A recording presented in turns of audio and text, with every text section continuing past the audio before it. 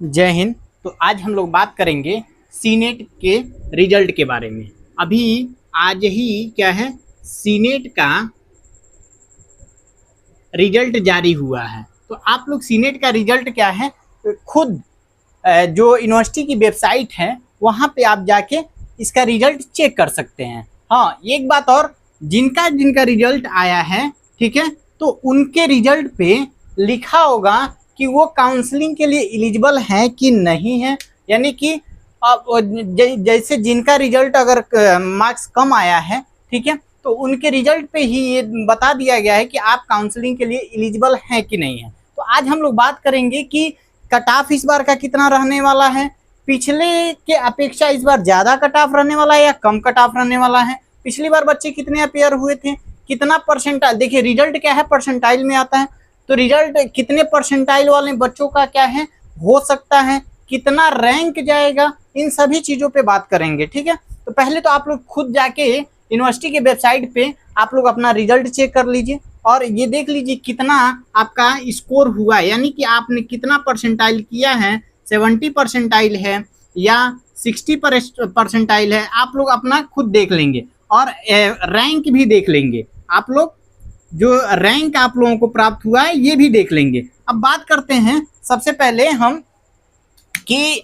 जो सीनेट का रिजल्ट तो आ गया है, अब कौन कितने कॉलेज हैं। तो देखिए पुराने अगर बात करें पिछले डाटा के अनुसार, यानी कि पिछली बार क्या है कहा गया था कि मतलब पिछली बार 23 गवर्नमेंट सीटें गवर्नमेंट कॉलेज थी, ठीक है, इसमें से 4 क्या है खुद लखनऊ में है, यानी कि लखनऊ में 4 जो अच्छे अच्छे कॉलेज हैं गवर्नमेंट की वो 4 लखनऊ में ही हैं।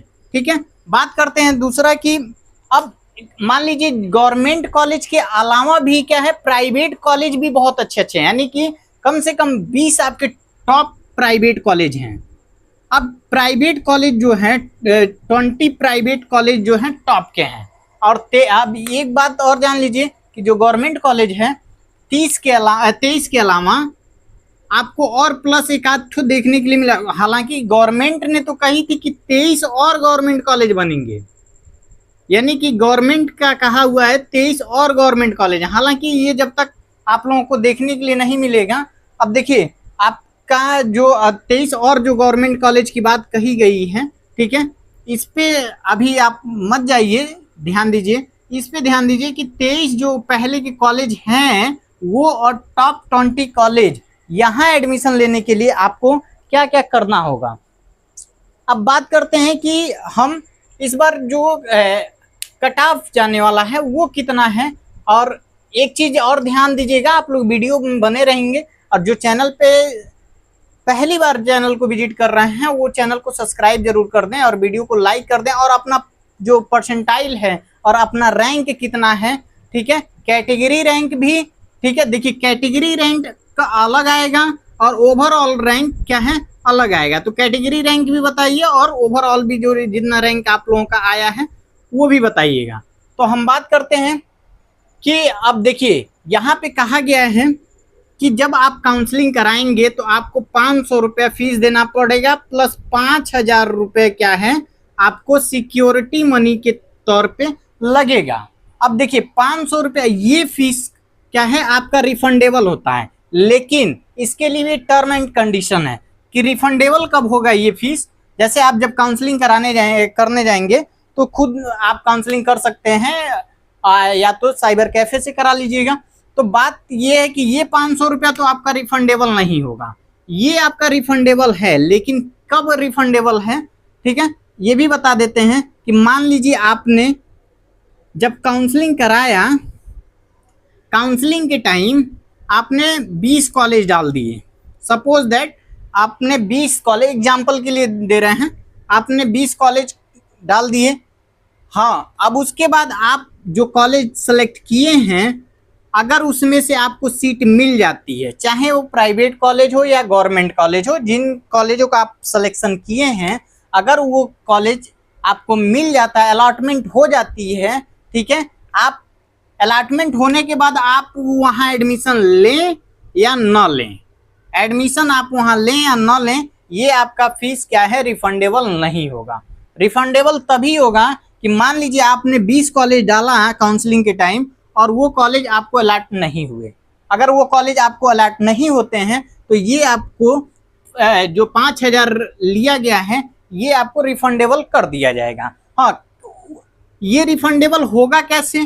तो ये एक चीज ध्यान रखिएगा, जब आप साइबर कैफे पे जाइएगा चाहे खुद भी करिएगा तो ध्यान रखिएगा कि अगर साइबर कैफे से करा रहे हैं, साइबर कैफे से अगर करा रहे हैं, ठीक है, तो आप पेमेंट स्वयं ही करिएगा। यानी कि कोशिश करिएगा आप खुद ही पेमेंट अपने या किसी गार्जियन के, मान लीजिए क्या अपने रिलेटिव से या तो पेमेंट करा दीजिएगा, नहीं तो खुद ही अपने अकाउंट से पेमेंट कराइएगा। हालांकि क्योंकि पेमेंट जो आएगा वो आपके अकाउंट, अगर आपने अपने अकाउंट से किया तो आपके अकाउंट में रिफंड हो जाएगा।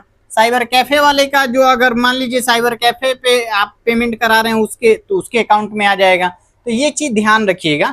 और ये आपको 5,000 तभी मिलेगा जब आप, हम वीडियो में बने रहिएगा। अभी मैं परसेंटाइल पे भी बात करूंगा और कितने रैंक के बच्चों का कितने कौन से कॉलेज में हो सकता है इस पे भी बात करूंगा, ठीक है। तो अब देखिए 5,000 ये रिफंडेबल हो जाएगा। काउंसलिंग अभी कुछ ही दिन में शुरू हो, देखिए जितना जल्दी आंसर किया है, आंसर की आने के आपको 1-2 दिन में देखने के लिए रिजल्ट मिल गया, यानी कि आज के दिन ही रिजल्ट आपको देखने के लिए मिल गया है। तो काउंसलिंग प्रक्रिया भी जल्द ही शुरू होगी, ठीक है। अब बात करते हैं कि कितना इस बार किन किन बच्चों का कितने परसेंटाइल पे होगा, ठीक है। यानी कि मान लीजिए आपका रिजल्ट क्या हुआ होगा, परसेंटाइल में आया होगा। तो हम पहले जनरल का लिख लेते हैं, जनरल, ओबीसी और ईडब्ल्यूएस और एससी और एसटी। अब बात करते हैं जनरल का अगर कितना परसेंटाइल आया है। मान लीजिए कोई स्टूडेंट है जनरल का, तो कितने परसेंटाइल आए हैं तो उसका एडमिशन इस बार चांसेस हैं। अब देखिए इस बार थोड़ा सा क्या है, बच्चे ज़्यादा थे तो थोड़ा सा क्या है आपका परसेंटाइल अधिक आना चाहिए, तभी क्या है आप एडमिशन करा पाएंगे।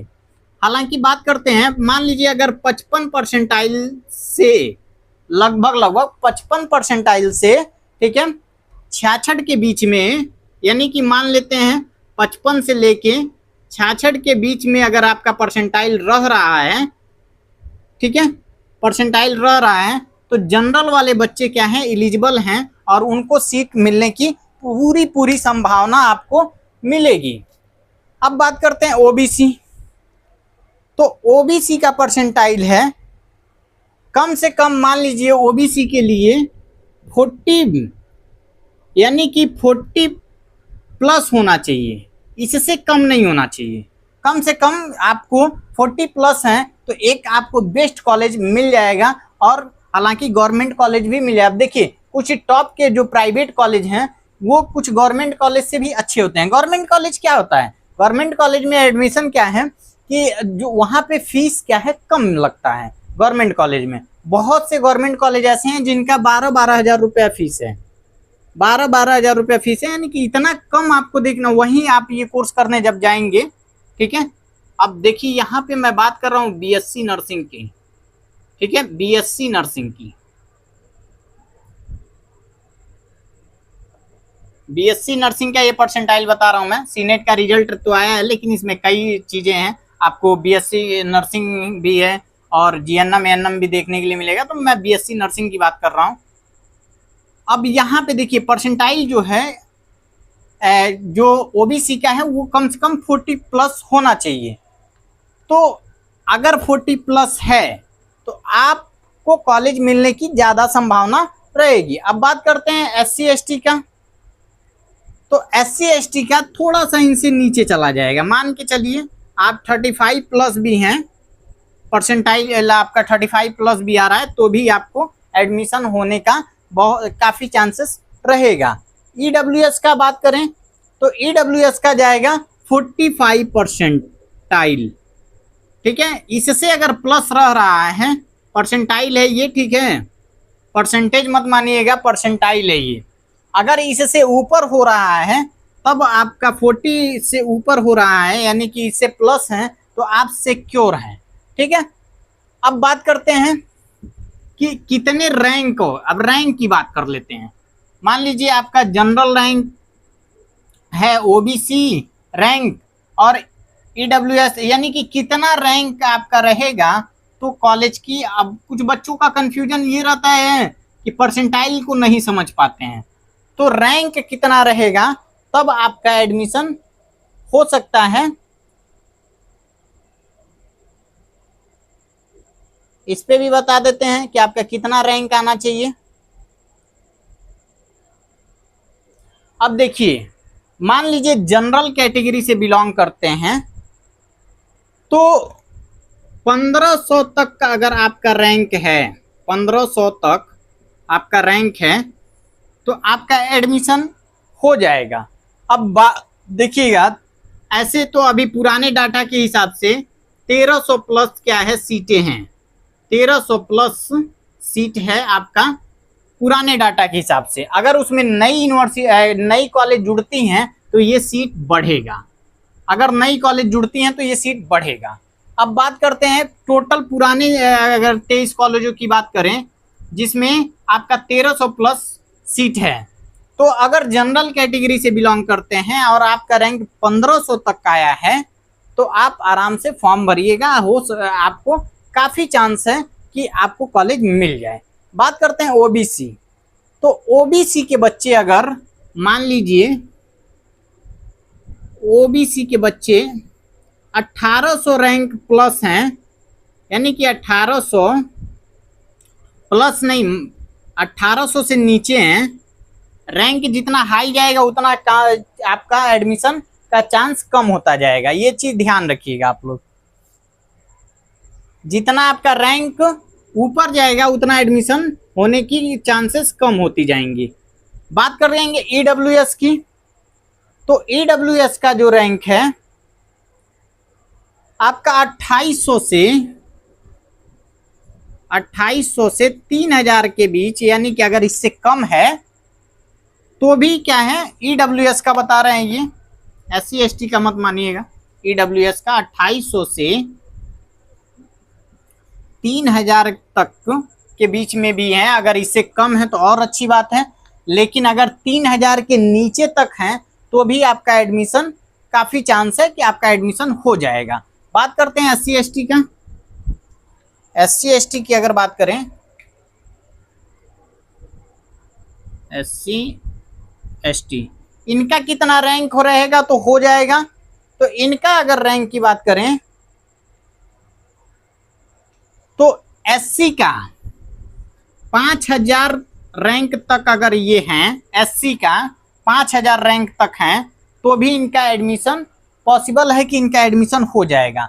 अगर एसटी की बात करें तो 9000 तक भी इनका अगर रैंक आ रहा है, 9000 तक भी इनका रैंक अगर आ रहा है तो भी इनको क्या है सीट मिलने की काफ़ी चांस रहेगा। ये तो हो गया रैंक की। अब बात करते हैं कि थोड़ा सा अब